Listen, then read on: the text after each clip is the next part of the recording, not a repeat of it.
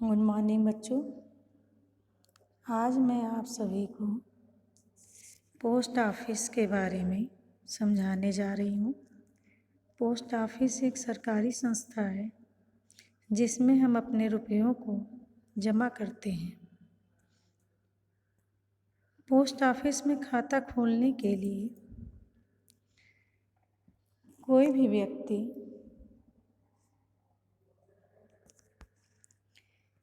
Post office में जाकर एक फॉर्म ले करके उसे फिल करना पड़ता है। उसमें आपका पूरा डाटा, आपका नाम, पिता का नाम, आईडी, पहचान पत्र, ये सब की ज़रूरत पड़ती है। खाता खोलने के लिए न्यूनतम धनराशि 20 रुपये होती है। खाता खोलने में 2 प्रकार खाते खोले जाते हैं, व्यक्तिगत और संयुक्त। व्यक्तिगत खाता वो खाता होता है जिसमें व्यक्ति अकेला, मतलब उसमें एक ही व्यक्ति होता है जो पैसे को जमा कर सकता है व निकाल सकता है। संयुक्त खाता 2 या 2 से अधिक व्यक्तियों के नाम पर होता है। इसमें भी 2 ऑप्शन होते हैं कि व्यक्ति अपना पैसा स्वयं निकालना चाहता है या सभी व्यक्तियों के साइन होने के पश्चात ही पैसा उस अकाउंट से निकलेगा। इसके अलावा जो व्यक्ति चेकबुक का प्रयोग करना चाहते हैं या पोस्ट ऑफिस में लेन देन के लिए, निकालने के लिए उनके पास समय नहीं है धन, तो वो लोग चेक का प्रयोग भी कर सकते हैं। पोस्ट ऑफिस में अनेक प्रकार के खाते खोले जा सकते हैं, जिनमें से पहला है आपका राष्ट्रीय बचत पत्र। राष्ट्रीय बचत पत्र भारत सरकार द्वारा चलाई गई विभिन्न योजनाओं में से एक महत्वपूर्ण बचत योजना है। इसका प्रारंभ गत कुछ वर्षों से ही हुआ है। इसमें कोई भी व्यक्ति स्वेच्छा से अपनी सामर्थ्य के अनुसार सर्टिफिकेट खरीद सकता है। ये सर्टिफिकेट एक निश्चित अवधि तथा निश्चित तिथि के होते हैं। निश्चित अवधि समाप्त हो जाने पर क्रय करने हेतु व्यय की गई धनराशि ब्याज सहित क्रेता को प्राप्त हो जाती है। यदि व्यक्ति निश्चित समयावधि से पूर्व भी धन वापस लेना चाहता है तो निर्धारित नियमानुसार ले सकता है। इसके अलावा इस खाते में जो व्यक्ति निवेश करते हैं उनका इनकम टैक्स में भी छूट मिलती है। अगला खाता है भविष्य निधि योजना। यह नौकरी करने वाले व्यक्तियों की अनिवार्य बचत योजना है।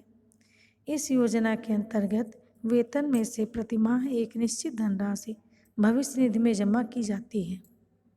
यह योजना 2 प्रकार की होती है, अनिवार्य भविष्य निधि योजना और दूसरी सामान्य भविष्य निधि योजना।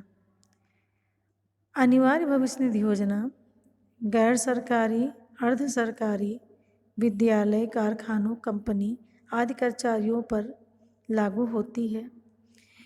इसमें कर्मचारियों के वेतन में से एक निश्चित प्रतिशत काटकर भविष्य निधि खाते में जमा कर दिया जाता है और सेवानिवृत्त होने के समय या मृत्यु हो जाने के पश्चात वह पैसा ब्याज सहित वापस मिल जाता है। दूसरा होता है सामान्य भविष्य निधि योजना। यह योजना सरकारी कर्मचारियों पर लागू होती है। कर्मचारी के वेतन में से एक निश्चित प्रतिशत प्रतिमाह कटकर बैंक या खजाने में जमा किया जाता है। सेवानिवृत्त होने पर यह पैसा ब्याज सहित उसे लौटा दिया जाता है। आवश्यकता पड़ने पर इस योजना से या इस भविष्य निधि योजना से धन भी निकाला जा सकता है, जिसकी कटौती उसके मासिक वेतन से की जाती है। अगला है आपका किसान विकास पत्र। किसान विकास पत्र किसी के नाम से खरीदे जाते हैं और इन्हें खरीदने पर जोखिम नहीं होता। ये 7.25 वर्ष में दुगने हो जाते हैं। कभी कभी 2.5 वर्ष बाद भी इन्हें भुनाया जा सकता है। इस योजना में विभिन्न प्रकार के बांड प्राप्त होते हैं। यह व्यक्ति के ऊपर निर्भर होता है कि वो कितने रुपयों का बांड खरीदता है। अगला आता है आपका संचयिका या स्कूल बचत योजना। संचयिका का अर्थ होता है संचय। संचय मतलब एकत्र करना या जमा करने वाला। ठीक है, इस योजना को बच्चों में बचत की आदत का विकास करने के उद्देश्य से प्रारंभ किया गया है। बच्चों द्वारा जमा की गई धनराशि का खाता विद्यालय के नाम से खोला जा सकता है। खाते से संबंधित सभी कार्य बच्चे स्वयं करते हैं, जिससे उन्हें हिसाब किताब रखना भी आ जाता है।